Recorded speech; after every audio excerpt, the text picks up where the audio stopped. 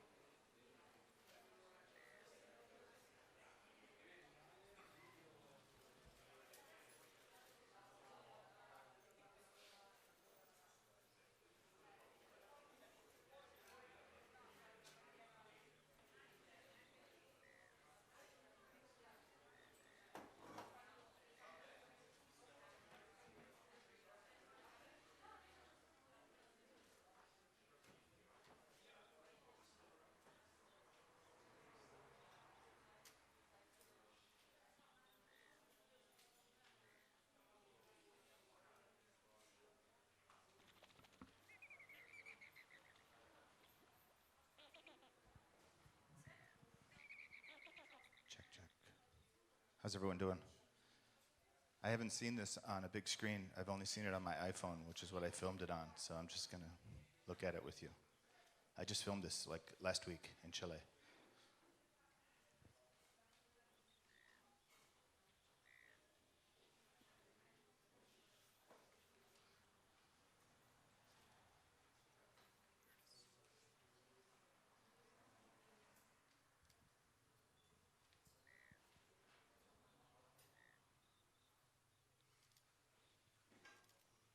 We ready to go? Okay. We're going to keep the lights down because we got a lot of stuff to look at like this, and it's theatrical and it's filmmaking, and that's where we're going to start. My name's Rob. I'm a journalism professor. I live in Berlin. I obviously do not have a German accent. I'm American, but I've worked abroad for the last 10 years doing this kind of stuff and teaching journalists worldwide how to do this. I teach at 2 journalism schools, one in Paris, one in Austria. The only 2 journalism schools that I know of right now that require every journalism student to be a mojo. The same way when I went to journalism school, every journalism student had to study comm law, ethics, news writing, and editing. Well, guess what? Mojo is now a required skill at that level, at those schools, and probably more before we're done.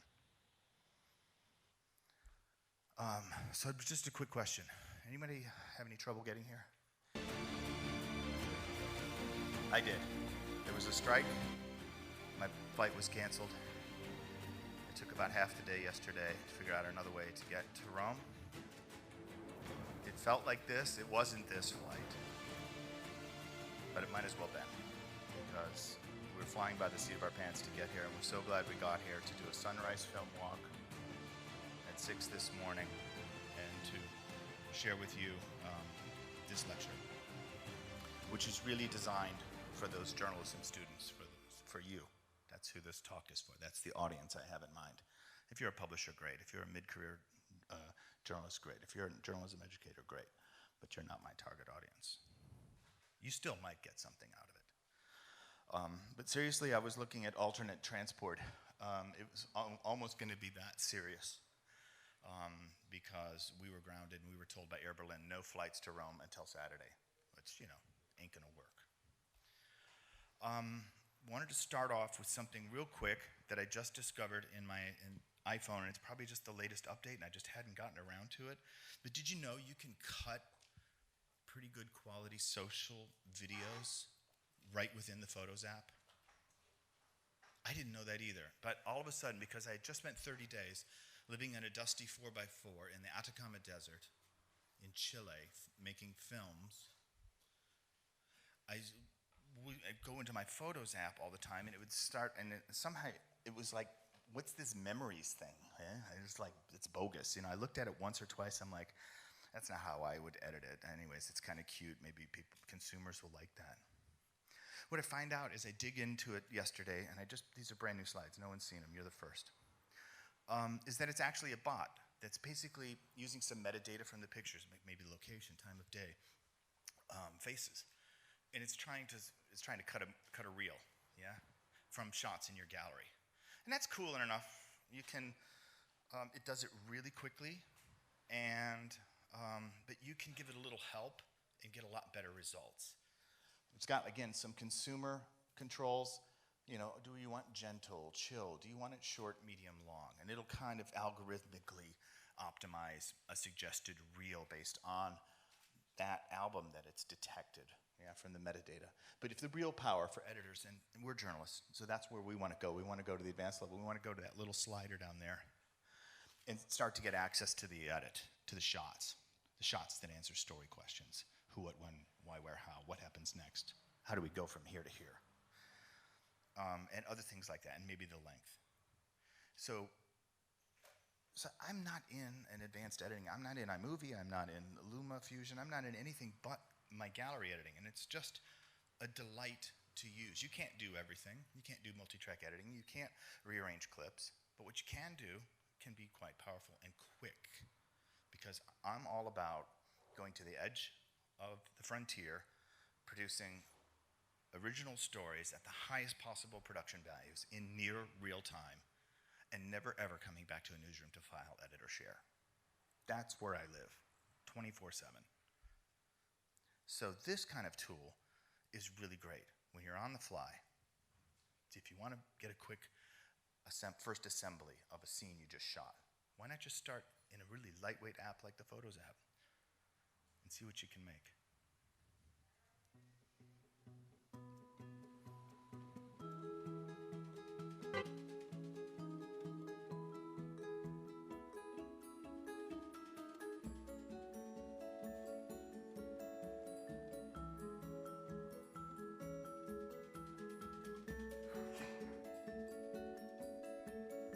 I'm referencing Darjeeling Limited for those of you who've ever seen a Wes Anderson movie.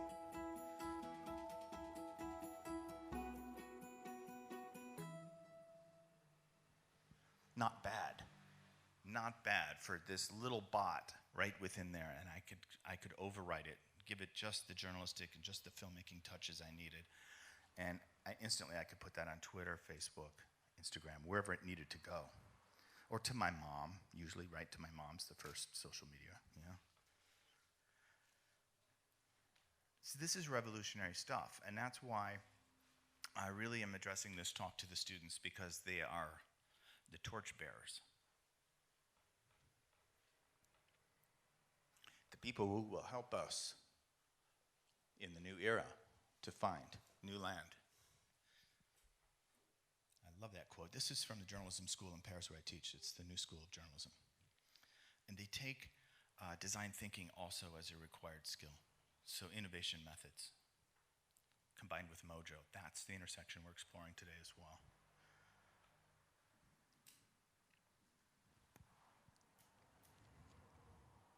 Does anybody know what this is? How would you describe a shot like this?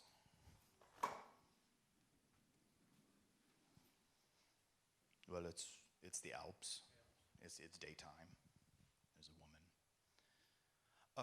But it's actually, it's anamorphic. It was shot with an anamorphic lens at an aspect ratio of 2.39 to 1, just like Star Wars, Blade Runner, all your favorite movies.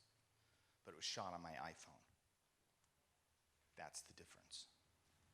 Shot at 24 frames per second, yeah, on this little tripod with that iPhone with an anamorphic lens. We now can do things that were way beyond reach, only available to elite Hollywood people or people with expensive rental budgets with our phones. And that is damn exciting, because that technology means we can go to the top of the mountain, make a film, and it only takes up that much space in the backpack that we're living out of for 7 days as we make a hut-to-hut tour around Lech, Austria.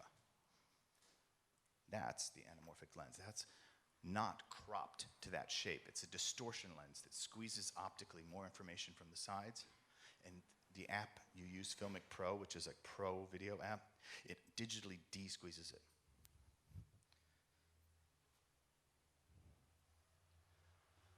There's the same rig, different mountains. This is the Rocky Mountains.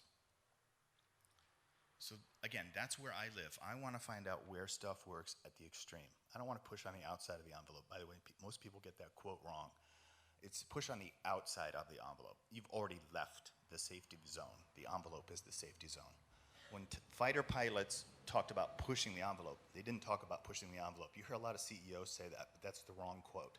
the fighter pilots we're talking about is like the envelope is the safe place. They're pushing on the outside. They're going already faster than the speed of sound, okay? They're going into space. That's my mindset when I'm trying to say, where can I make a film? How extreme, what good quality can I get so that I can come back and talk to real journalists and journalism students and broadcast houses and say, this works, that doesn't, with authority.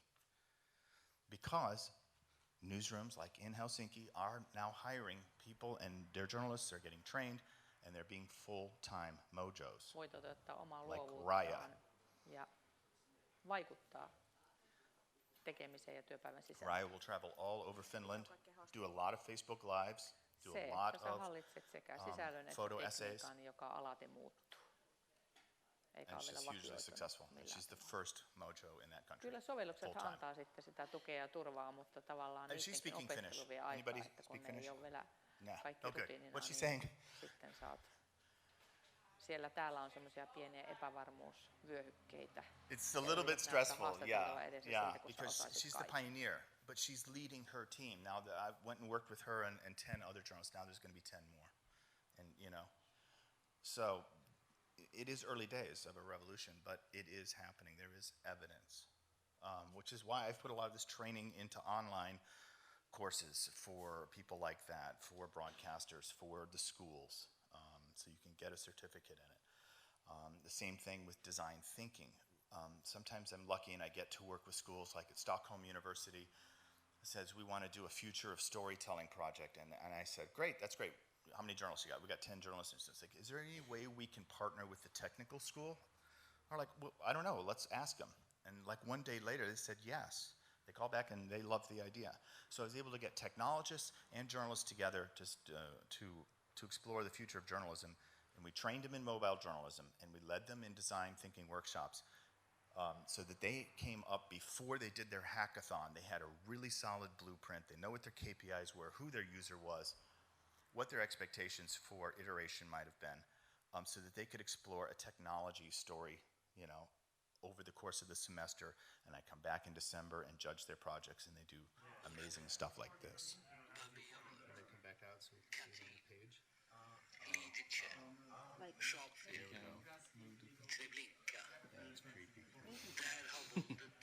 If you're in journalism school and you're not doing that kind of work, change schools.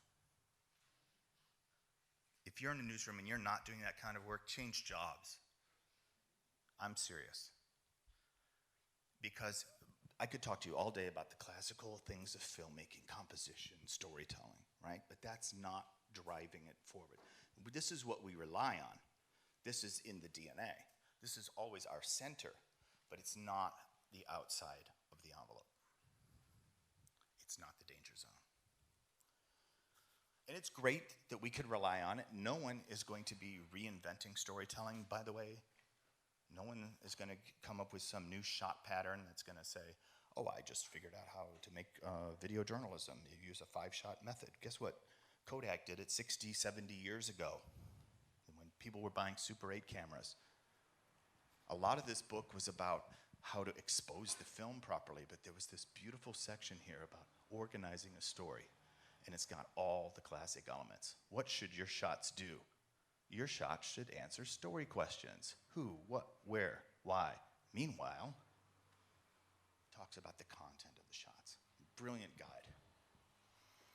That is not what we're reinventing. What we're reinventing is ways to reach people's expectations, their customer journey with our content, with our media, with the issues that matter to them.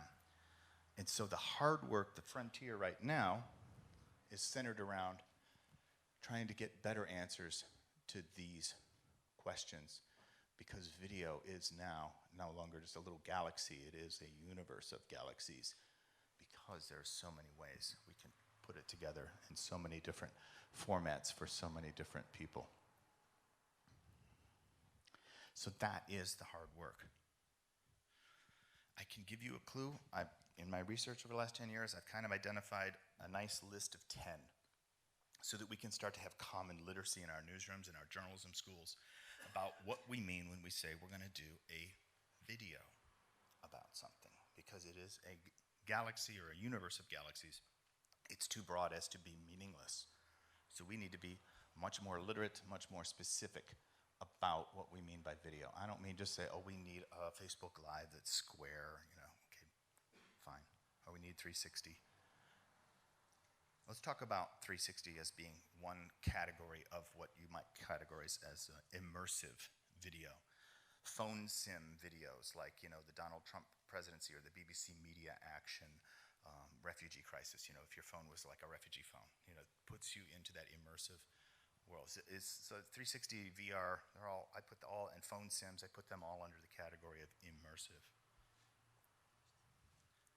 I'll give you a couple quick examples, because guys, I crammed two keynote speeches into one to give you a lot of value today, right? So I'll give you, here's a quick hit. Here's something that was filmed, edited in Twitter app, and uploaded right from within the Twitter app. Bild means image or picture in German. It's also Europe's biggest selling newspaper, and they decided to not print any news photos for a special edition this week. They did it ostensibly to protest against reactions from viewers who didn't like seeing a photo of a dead boy washed upon the shore. But do newspapers work without news photos? So that's a quick hit. That is recording with your phone while talking. I'm pointing at something and I've got one thing to say. That's one clip. The next clip, the next clip, the next clip in Twitter. If I didn't like it, I could do take two. But the idea is that's near real time. That went out the second that paper was on the streets. Didn't wait. It was ready to go. Kinogram. Anybody know what a kinogram is? Study Latin? Kino is cinema, gram is writing, cinema writing. Kinograms, silent movies. We see them all the time on social media because of auto-playing and auto-muting, which has prompted newsrooms to come up with captioned or subtitled videos that can run without sound. Those are kinograms. They are not new. They are 77 years old. That technology is not new. That story form has been with us since the beginning of cinema, because at the beginning of cinema, there was no capacity to synchronize sound with pictures. So the music that the audience heard while the newsreels were playing in the movie theater, where people went to get their video news, could have been anything, whatever musicians were there that day. But what they did was they alternated title cards and sequences and gave us kinograms. We can do that with our smartphone at 16,000 feet.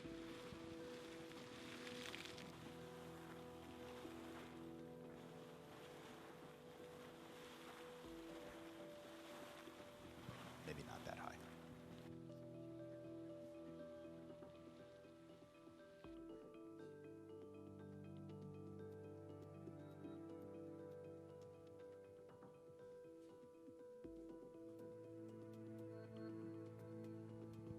These pictures are at the edge, the absolute edge of what's possible with the sensors in the small gear. It is pre-dawn light. Your smartphone does not do well in that light. Some of these shots are a little noisy, but as it gets a little brighter, it becomes even better.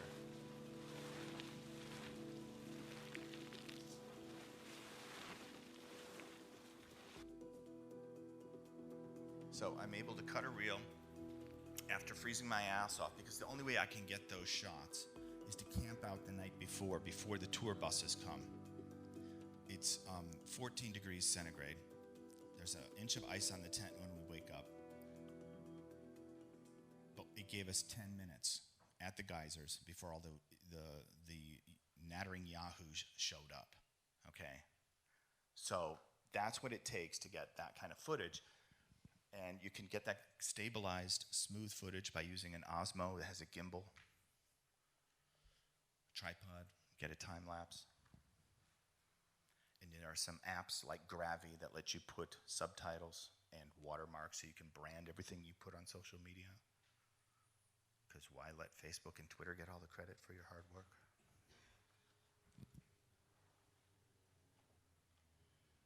Another story form.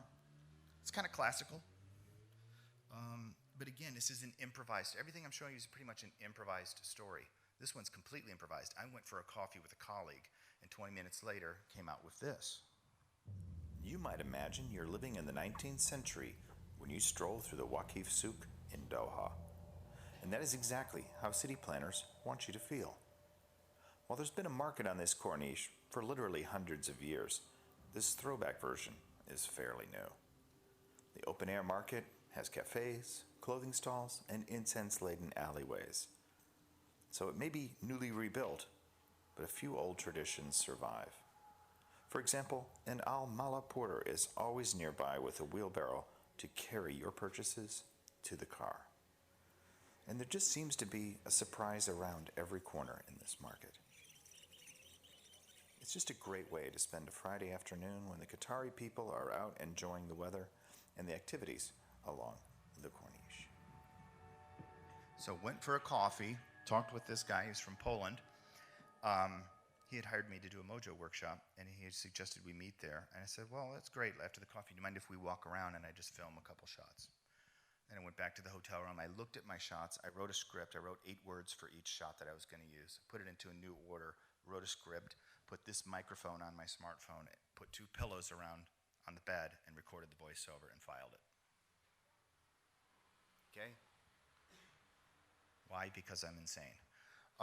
No, but because I like to explore, can I get broadcast quality? Can I get cinematic quality? Can I do it in near real time from places like that?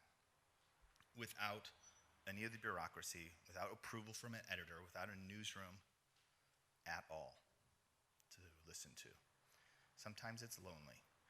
But it means you can, so that was like a walkthrough video. So that was another form of stuff. So you've seen Quick Hit, you've seen Kinogram, you've seen walkthrough.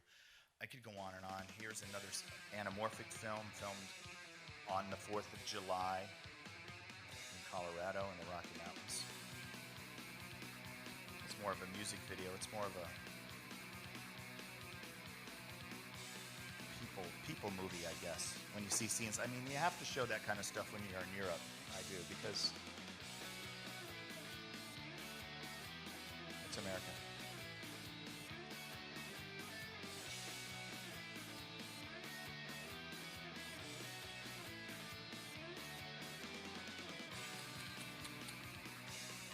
This is the best thing here. These guys have a grill with wheels, and it's going to go in the parade. There it is.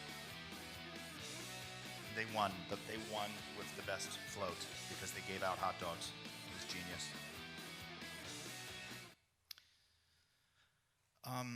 Yeah, you can even do, TV kind of stuff. You can do a slower story. And this is like a two and a half minute story. It's a slower reveal. It's more personality driven. I call it an experimental film. Because I'm not a TV guy. I'm a newspaper guy.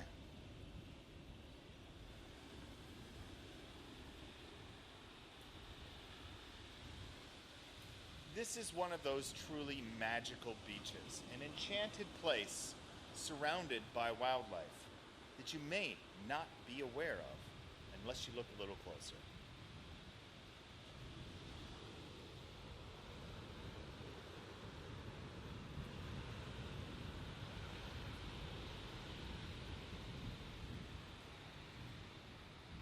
This is a secluded beach. There's no hotel nearby, there's no resort, there's no spa. But what there is beautiful natural wonders.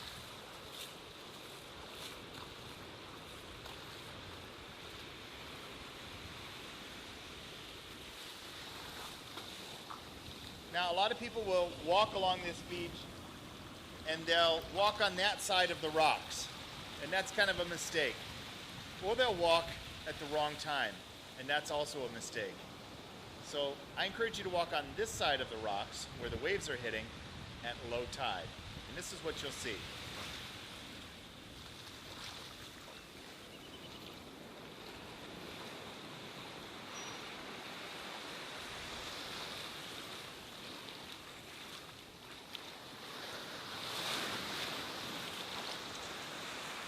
Yep.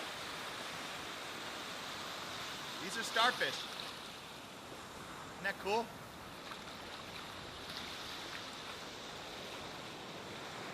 Look at that guy.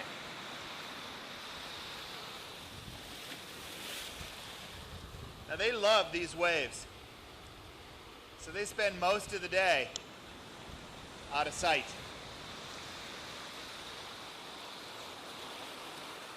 But if you come here at about 5 o'clock, they catch a few rays of sunshine.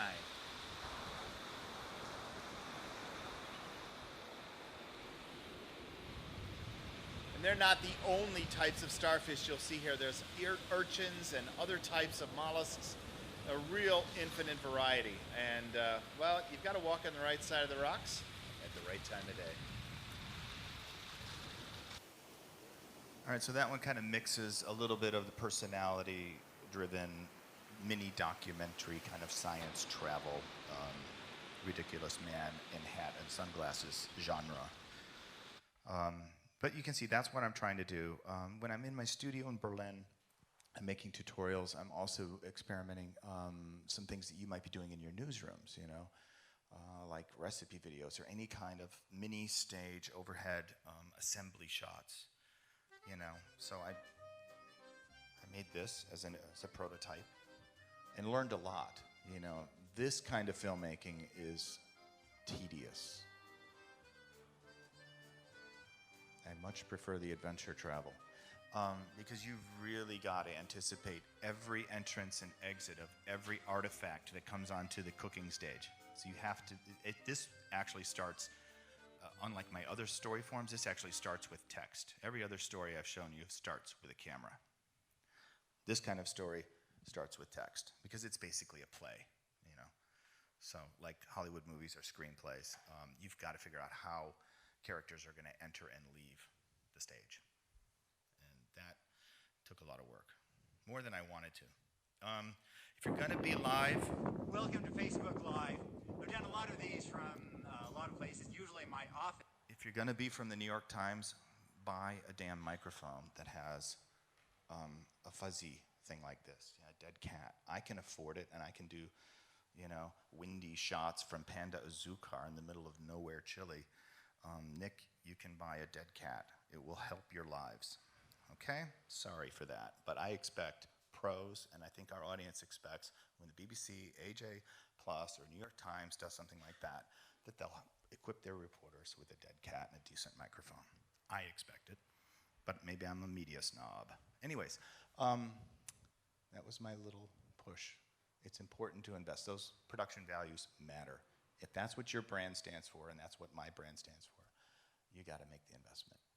This is some examples of the immersive storytelling. I'll just put them up on screen. You can Google it, the BBC Media Action Refugee iPhone.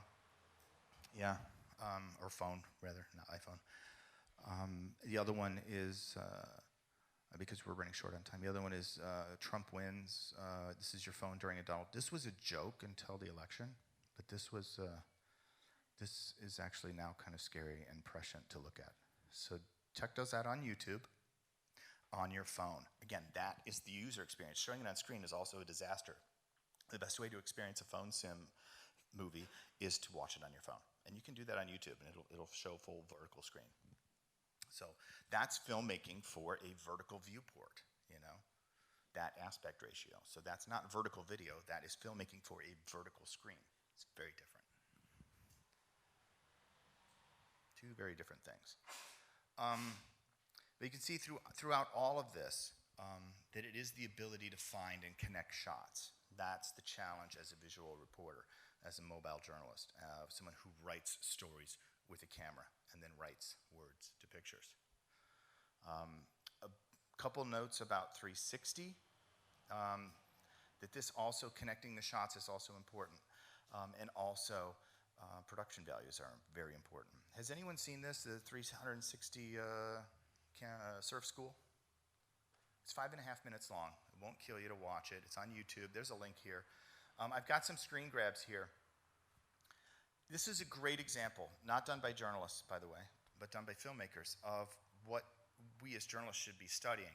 People who really know this stuff well do some things like this. They use OSG. What are OSG? On-screen graphics. They give directional cues. Yeah? So when he says, look, the waves over here and the waves over here are breaking, where we're going to enter the sea when we go surfing is between those points. What's not really clear in the video, but the OSG makes it clear. Also these arrows, when he says, now look at me and see how I dog paddle, guide the viewer to where to look. You notice also now the camera's in a new position. This is now Act 2. This is a story told in 3 acts. Where have we ever heard that before? Again, there's nothing new. There's just, there's just new ways to interpret it. It takes place on the beach, it takes place at sea, and it takes place on the cliffs over the sea. Those are the 3 acts, the stages for the acts. So you can see at the sea, there's even 2 different camera positions. The first was on the board, and the second is handheld as he's surfing. More OSG here to point out as he's talking in his narration. By the way, I did a bad thing, and I cut off this other surfer. So they held it, freeze frame, OSG. Smart. That's storytelling. Even though it's 360. The 360 was not the main thing about this, why it was a good film. It helped it. It wasn't the thing that really drove it, but it helped it. It was a great central character, a very tightly written script, great delivery, great sound, great OSG, and 3 acts. You can't go wrong with that formula. The other thing where I see a lot of news organizations going wrong is when they go get Omni rig, that $10,000, 5 or 6, GoPro rig, is they'll spend that money because maybe they got a client who wants a 360, and then they'll forget about buying the 360 microphone and multi-track recorder that you need to do VR sound, which is, again, one of the most important things to do. If you're going to do this, do it right. Because as you turn your head, the audience should hear, they're hitting by north side, you should hear louder that car back there versus the noise over there. Sound mixing is one of the most important things in that story form. So you need microphones like tetrahedral microphones that record 4-track audio, and you need at least a 4-track audio. Maybe you want a 6 or 8-track so you can record a couple wireless mics for your talent and your interview subject, depending on what kind of story you're doing. Sound is super important. So I've got a lot more tips on 360. I say the best way to get started with 360 is just with still photography. Forget about video at first. Unless you got $60,000 to buy a Nokia Ozu, forget about live. You're not going to do it at an acceptable quality. But you can do great stuff with still photos, and you can make videos from stills. So I've got articles on my site. One is really popular lately. It's 5 tips for filming 360. This is the #1 tip, and this is why.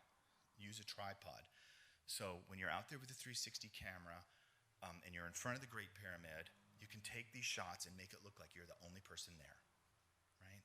So use a tripod. That is the #1 tip for 360, because otherwise you're going to be too close to your face a lot of times. Otherwise, the horizon won't be level. Problems like that. Use a tripod. You can take cool pictures of yourself. If you go to my site and just search 360, you'll see that there's gear recommendations, there's tutorials, there's more stuff as I'm starting to explore 360. But I'm really cautious about 360 video. I think one of the coolest things I got last week, I was in Chicago all week last week, was this little extension for my Theta S, which then gives me basically these centimeters. So now I can put in an HDMI cable and a power cable. So I could theoretically now plug this into my laptop in my studio at the Smart Film School in Berlin and do 360 video, and Facebook will love me and my page will grow. But it's probably not going to be that great, but Facebook will share it with everyone because that's what they're pushing right now. So you can start doing Facebook Live with something like that. You need this little $12 thing. I got it on Amazon. This 1/4 20 extender, and you can start doing lives. So you can see, because we have all those hard questions to answer, because these things are popping up so fast, that when I talk with the CEOs and the general managers, whatever your top title is, if you're responsible for this stuff, when I talk to you, I say, look, you need to look at this as a holistic system. Not everyone needs to be trained to do the stuff I'm showing you. The stuff I'm showing you is VJ stuff. The crisis reporters are the people that get the backpack full of this gear. You parachute them into a crisis situation, you hook them up with a local fixer and a flak jacket, and they just produce. They write with their camera, they interview, they go deep, they go dark, and you just get a stream of stills, beautiful rushes that is just gold. But you can't expect your whole newsroom to do that because it's James Bond. It's a very special skill set. But if you have that person with those skills going out and doing the press conferences or doing the little Facebook, sports live show from your newsroom, then you're wasting their talent. So you need specialists, teams who are doing those kinds of things in your 3 studios in your newsroom. And everyone in the organization, and I mean everyone, needs to know how to capture, kill, share breaking news pictures and have some video picture language literacy. Everyone, secretaries, every journalist, everyone in the organization. Then you've got a solid foundation for going to a visual-first journalism culture, which is, if you're the New York Times, that's what you say you're doing right now. And where they're going, I think a lot of other people will want to go. That's one way to start thinking about how to manage to change. Yeah, there I was filming that shot of that time lapse in Panda Uzukar. But I didn't always do that. In fact, you're probably saying, I know that guy, Robb Montgomery. Wasn't he like a newspaper designer? Didn't he redesign the San Francisco Examiner? Didn't he work in Chicago? Wasn't he the page 1 editor? Yeah, that's the same guy. The same guy who also founded Visual Editors, the first social network for visual journalists in 2004. That was me. But at the beginning of that journey, it was me with a Nikon F3 looking for a darkroom, and someone mentioned the newspaper. I was studying organic chemistry. I had no idea what journalism or newspapers or any of that stuff was. But somehow I walked into journalism, and through the process of getting my journalism degree, of course, I switched majors. The journalism degree was pretty demanding. They required you to have 3 basically major studies. I studied sociology, economics, and also graphic design. Got no credit for my journalism degree for studying graphic design. Guess what, though? It unlocked a lot of stuff. But I also had a lot of technology, coding experience. I'd already had 1,000 hours of electronics before I graduated high school, and I knew how to, some basics of television production, just from high school. So that's when I went into school, there was a revolution. So students, you're seeing today's revolution. I'm kind of at the edges of it here. But when I was in school, there was something called the desktop publishing revolution, the first digitization of news in newspapers. When I graduated, I was the first person in a 500-person newsroom who knew how to design a newspaper page on a computer, on a Mac. It didn't exist. So you have the ability now, I think, if you're getting these skills, to be maybe the first person in your organization to be a VJ, a real VJ. And so because I had that, it kind of put me into a lot of innovation projects. So we did, like in the first years of my career, I was working on making the next newspaper for the next generation. How many of us did those? I designed Kid News, I designed XS Magazine, Alternatives, always trying to reach that 18 to 34, young future newspaper reader, always trying to grow the future of news. So I did a lot of newspaper redesigns around that. And that always seemed to be part of my journalism career, was product development. Yeah? And then it became digital. And then I decided in 2005, as I was the page 1 editor for, working in a Pulitzer Prize winning newsroom in Chicago, corner office, guitars on the wall, I had it all. I walked away because I looked at 2 pieces of data. I looked at the average age of a newspaper buyer and the average age of a baby boomer. And the nexus crossed just a few months before. I said, we're not growing any more newspaper readers for the products we're currently making. This company is not making new products that are going to, they're not innovating. So there's only one path forward, and that's contraction. So I left. And I went into business for myself, doing consulting and training, doing a lot of media development around the world, and started to build partnerships, like with schools. And on and on. So the latest stuff has been the Smart Film School, but you can see it all comes back to finding, capturing, killing, sharing stories with a camera. So that I can't change.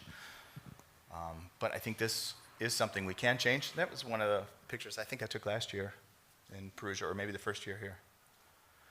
What we can change is our mindset about the fear of the unknown, or the fear of the future, or the fear of innovation. How many of you have innovation processes in your department, in your newsroom?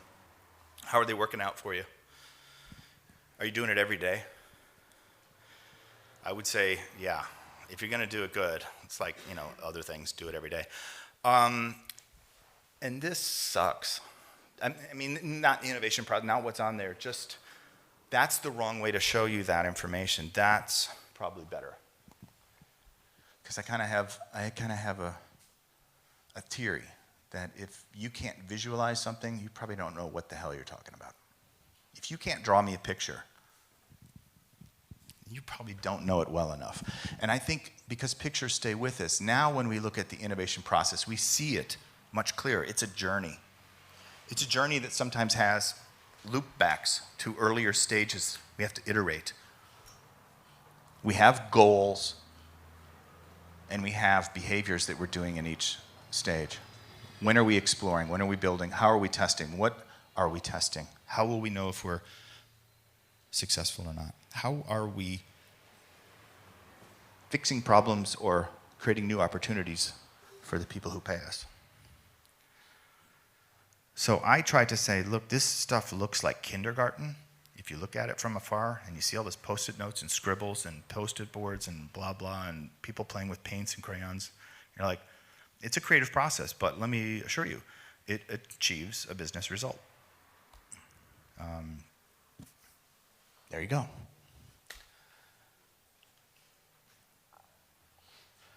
This to me was always, other than working on investigations and winning, big journalism prizes, this stuff, the times that I had in my journalism career when I got to work on new products were the most rewarding. The problem with the model from 20 years ago when we were developing products is that if you were lucky enough to be recruited for a new team, you know what your reward was for creating the product, a successful product? Well, you got to do that. You got to do the daily edition of that product for the rest of your life. That's the wrong reward for the team that builds it. If you've got a good team of people that build stuff, they build stuff. They don't then go run the stuff they build. That's a different team. Okay, so that's one of the key things that newspapers got wrong, at least in my experience. Also, not enough focus on customer. I think we can now see that we've really got to provide a lot of value for people to be loyal to us. So, what does it take? And also, a lot of the teams that we put together were just pretty much journalists. So you need cross-functional teams. And we look at what does it really take to develop. You hear a lot of talk from hackathons about these things, not enough about these, because any good product, it's kind of like golf. You're either going to win money or lose money at the end of the golf match by the bet you make on the first tee. How many strokes are you going to give me? How many strokes I'm going to give? If you're not a golfer, don't worry. But what I'm saying is that your success in the other two areas all depend on how well you and your team do the design thinking part. There's a lot of people who teach this idea. They call it the human-centered design process. Stanford has the D-School method. Maybe you've used that. It's designed for engineers who could care less about people. They care about technology. And so it's good to have some of these systems. There's the 3 gears of business design. I like that one. There's the Google Ventures Design Sprint, which is a 5-day process. Okay, that looks cool. Then there's the double diamond design process, and I think this comes from our friends in British Columbia.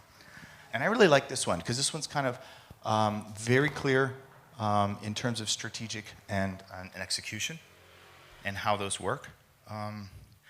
And I've read those, I've adopted techniques from those. I've also done this, like you've seen, for my entire career.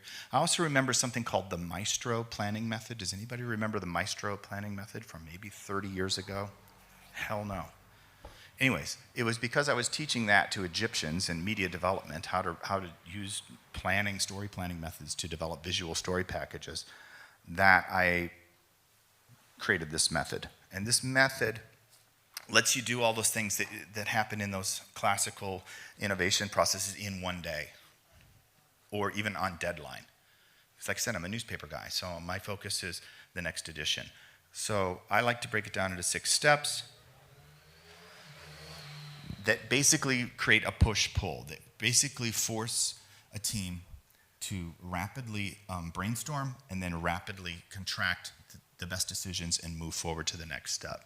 So it is a process that is constantly putting ideas under tension. Yeah, there's an expansion phase and there's a reduction phase. And because we are journalistic creatures, it works really well when working with journalists to use time boxing, to give the teams just one task to focus in a specific time frame and not to try and solve the whole problem or skip ahead. That's what I have to watch out for. And to be successful, you need people with different skills to look at what the problem or opportunity is. I'm going to try and wrap this up quickly so in case there's questions. Basically, it's going to be consumer focused. There's a problem or there's an opportunity. What do we need to do to meet those needs or solve those pain points? You know, there's the example I could show real quickly is 24 Sata in Zagreb.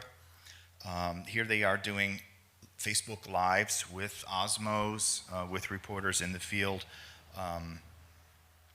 They've been exploring video. They've had failures. They tried to do TV in their newsroom 5-6 years ago. It was a failure. Now they're really successful doing this and developing YouTube stars. So now they're building 3 new studios. They're redoing their whole place, and they are going to be a hub for the next generation of video producers. They're getting back to their roots with web video. They've abandoned TV. But, of course, they, like everyone else, want to find out how to better serve their loyal audiences. So for their design challenge,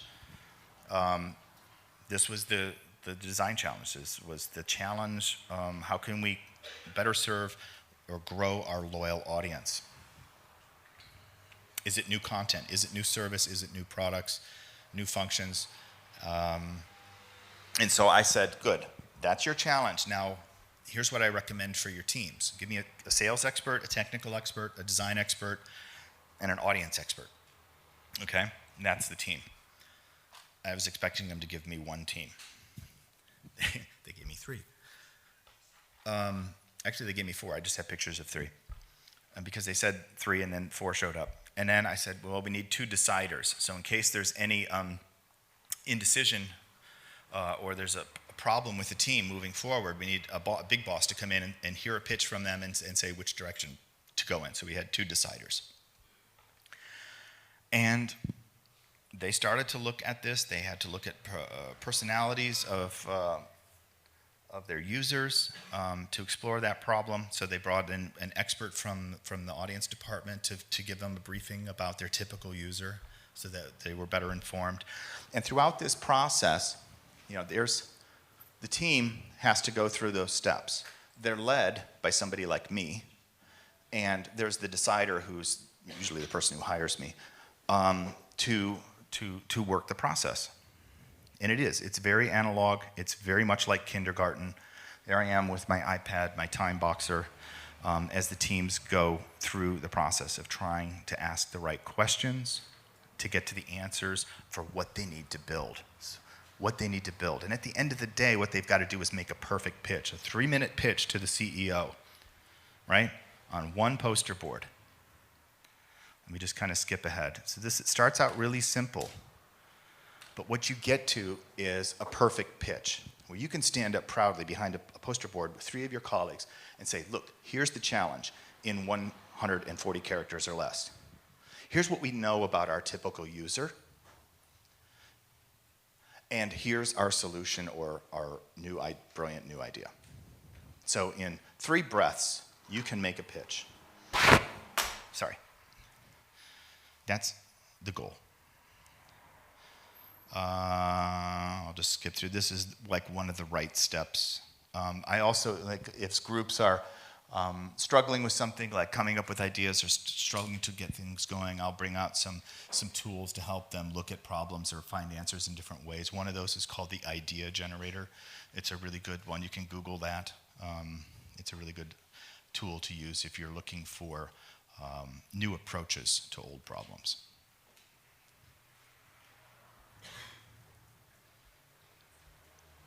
So they had to come up with a user customer profile and a solution.